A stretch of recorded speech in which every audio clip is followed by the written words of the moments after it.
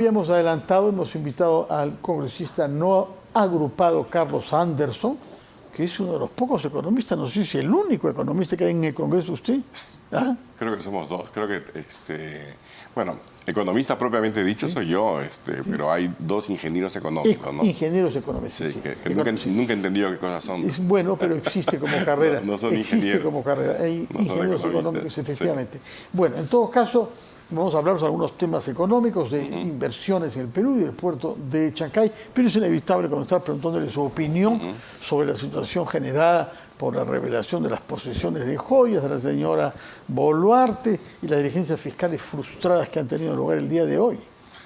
Le acabo de escribir un artículo que va a salir mañana en Expreso, que le he llamado La muerte lenta de Dina B. Es un juego de palabras, en realidad, a partir de un libro que te lo recomiendo, que se llama La muerte lenta de Leticia B, ¿no? Y que narra justamente cómo de repente empiezan a haber una serie de hechos que parecen ser fortuitos, pero que son parte de toda una venganza, ¿no? Es un poco lo que nos dice la señora, de alguna forma nos quiere dar a pensar de que lo de la revelación de sus joyas, de los relojes, el tema de sus cuentas y todo eso es parte de una venganza de alguna figura en particular, pero que habría sido urdida por quién esta venganza. Supuestamente, bueno, lo dijo la señora Jania, o lo dio a entender la señora Pérez de Cuellar, ¿no? Aparentemente por Alberto Tarola, pero es un poco la anécdota. Lo que queda claro para mí, ¿no?, es que la señora no tiene mucha escapatoria. Sus actos están revelando un tremendo sentido de culpabilidad acerca de algo, digamos, no propio de una presidenta o de un funcionario público, ¿no?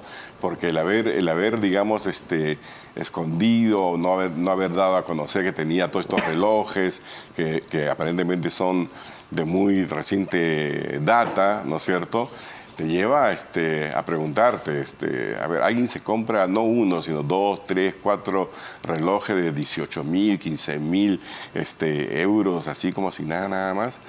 Poco extraño, ¿no? Y el hecho de que ¿Y si fueran falsos? ¿Y si fueran falsos? Bueno, también igual, ¿no? Entonces, pero lo hubiera dicho, ¿no? Eso hubiera sido, son todos falsos, son bambas, qué sé yo.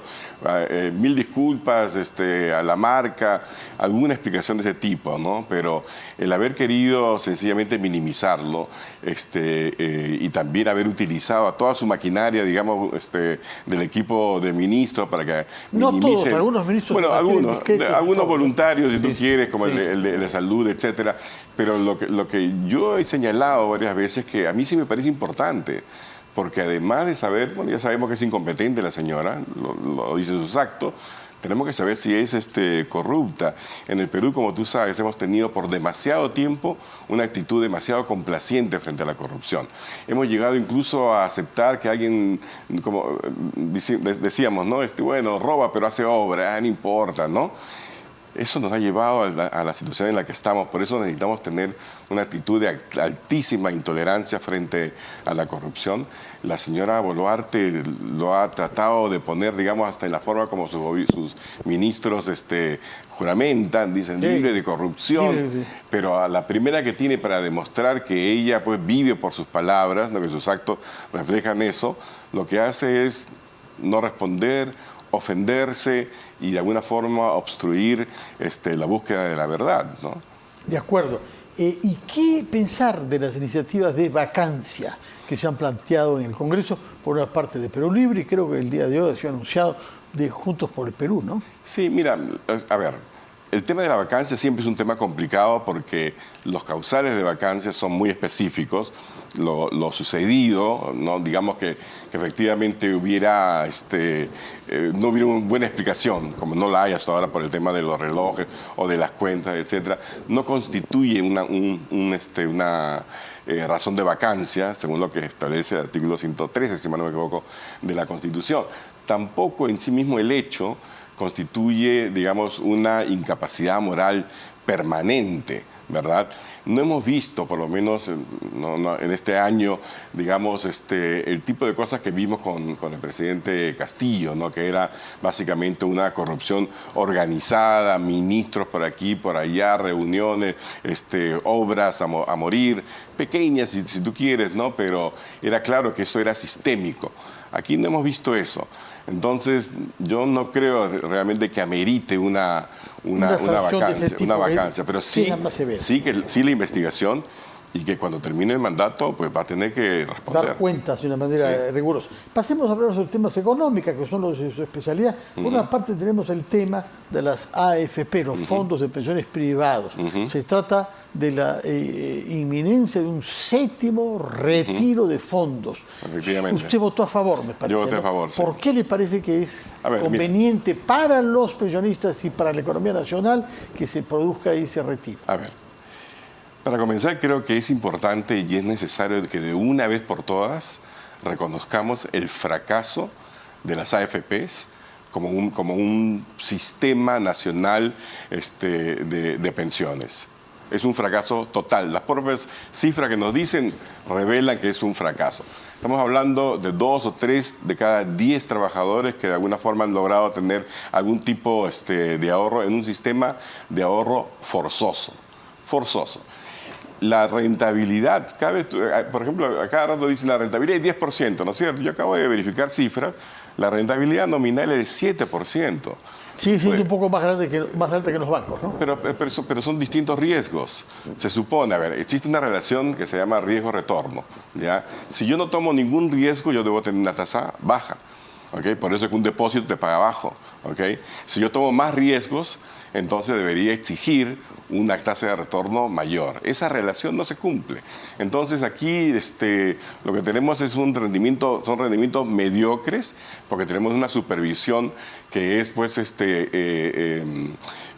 excesivamente, digamos, en inglés dice patronizing, la palabra no me sale ahorita en castellano, pero... Benefactora o beneficiosa. Sí, bueno, no confía, digamos, en las propias empresas, le pone todo tipo de límites, por eso es que todas dan más o menos la misma rentabilidad. El negocio ha sido demasiado bueno para las empresas de AFP, que no importa lo que haya pasado, todos los años ganan alrededor de 500 millones de soles, hasta en pandemia, ¿no? Sin ningún problema.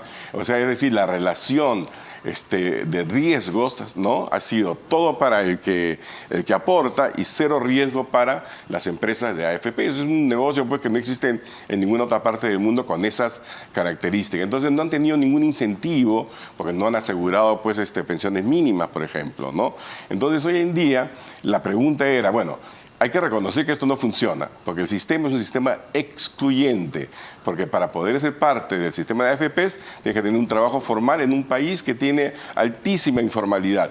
Nosotros hemos normalizado el hecho de que, caramba, casi nadie tenga un empleo formal. En el resto de países del mundo donde hay alta informalidad, se reconoce entonces que hay necesidad de tener un poquito más de imaginación y de tener otros mecanismos de ahorro previsional.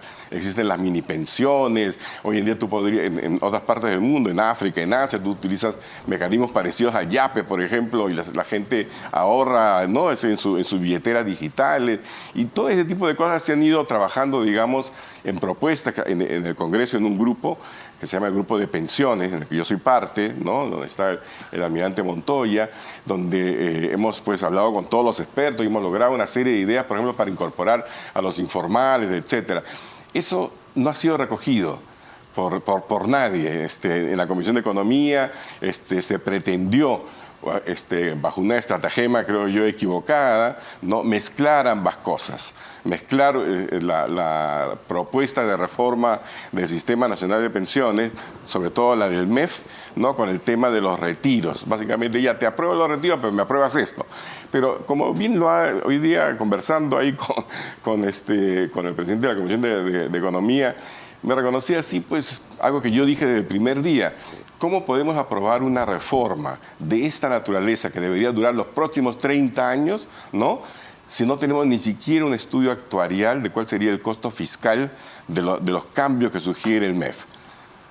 Estamos a foja cero en esta materia. A foja cero. Bueno. Entonces, yo lo que sí creo es que esta es una oportunidad para que tomemos conciencia de que tenemos que hacer un cambio, sí, pero un cambio bien hecho, no un cambio a la loca. ¿Y el retiro ¿no? contribuye con ese cambio? No, bien el hecho? retiro es simplemente reflejo de una necesidad expresada por la ciudadanía, no, porque sencillamente pues ya ha habido hay un hartazgo, hay unas situaciones también muy claras, porque hay mucha gente de 40, 50 años que estuvo contribuyendo porque era parte del sistema formal y que después de repente perdió el trabajo. Como tú sabes, a los 50 años pierdes el trabajo formal, ya no regresan al sistema formal. Entonces están allí, tienen 50.000, 100.000 soles, ¿no? Y dicen, tengo que esperarme hasta que cumpla 65 años para que, o sea, dentro de 15 años poder yo tener acceso. ¿Y a qué voy a tener acceso? Bueno, con 100.000 tendrás pues 400 soles, 300 soles. Entonces, sí, evidentemente, perdóname, y si a la vez tú tienes una situación en la que tienes tarjetas de crédito con deuda de 50.000 soles, pagando 30 y tanto %, no tiene ningún sentido, desde el punto de vista, digamos, individual, microeconómico, ¿no? Decir, tengo 100.000 atrapados aquí, que lo voy a tocar dentro de 15 años. Pero hay adelanto también, ¿no? Uno puede recurrir a una jubilación adelantada. Sí, sí, efectivamente, ¿no? Pero no es el caso para todos, tiene una serie de restricciones, no es muy fácil, hacerlo. Permítame que vaya rápido por el tiempo que corre. Quería conocer su opinión sobre los conflictos que se han planteado en torno al proyecto del puerto de Chancay. Ha habido por una parte una intervención de la Procuraduría del Ministerio de Transportes y por otra parte una diligencia de Ocitran. Es bien raro, fíjate. Estamos hablando de una inversión privada. Por eso que yo me reía un poco cuando veía que el señor Otaro, la señora Boluarte van y dice una gran inversión, como si fuera una cosa del Estado. Esto no es inversión pública, es inversión privada. La inversión privada se basa en una serie de supuestos. Dice, bueno, a ver, yo voy a poner 3.500 millones de dólares, yo tengo que recuperarlos en algún momento, ¿no es cierto? Entonces, en el lugar donde yo estoy invirtiendo, yo voy a dar una serie de servicios. Entonces, los servicios los tengo que dar yo, pues porque eso los voy a dejar que alguien más lo haga. Entonces, ahí no hay una posición de dominio, no es un tema de exclusividad que perjudica a terceros, porque los terceros no han invertido aquí. Entonces, a mí, la verdad, yo lo veo y digo, esto no tiene ni pie ni cabeza. ¿Y entonces cuál es el origen de estas El origen aparentemente es un error de carácter burocrático cometido por la propia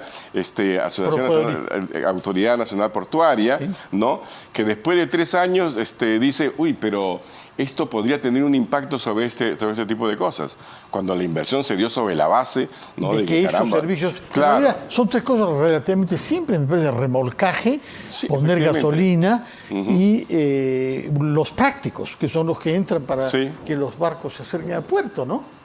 Exacto, y esto se lo vas a dar a alguien más. Entonces ¿cómo vas a recuperar tu inversión? No tiene, mira, en el Congreso también hay varias de este tipo de cosas donde se pretende desde un ámbito público intervenir en el quehacer de las empresas privadas.